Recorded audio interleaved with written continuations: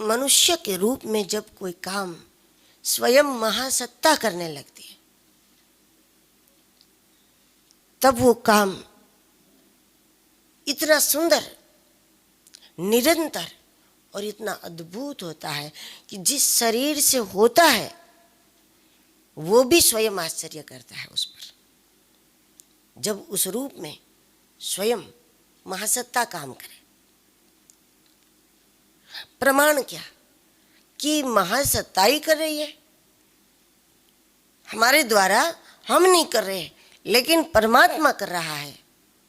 इसका प्रमाण क्या? इसका प्रमाण यह है, जिस कार्य के करने के पहले किसी की देखा देखी ना हो या राग द्वेष ना हो। कभी कभी कार्य आरंभ ही हम इसलिए करते हैं कि उसने इतना बड़ा यज्ञ किया तो हम कोई कम है क्या, हम भी कर सकते हैं, हम भी दिखा दे करके। तो ये क्या हुआ? ये देखा देखी हुई। उसने ये बना लिया तो फिर हम भी तो बना के दिखावे, हम भी कम नहीं है उससे। तो देखा देखी से हुआ, ये नहीं होनी। या फिर राग या द्वेष से होता है, द्वेष बुद्धि से, तो भी गलत है।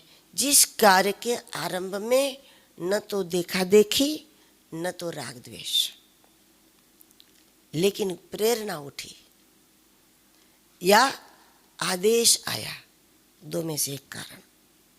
या तो आदेश हुआ कि तुम्हें ये करना है और हम लग गए, या फिर हमारी आत्म प्रेरणा, हमने देखा नहीं किसी को ऐसा करते हुए, लेकिन आत्म प्रेरणा। कार्य के आरंभ में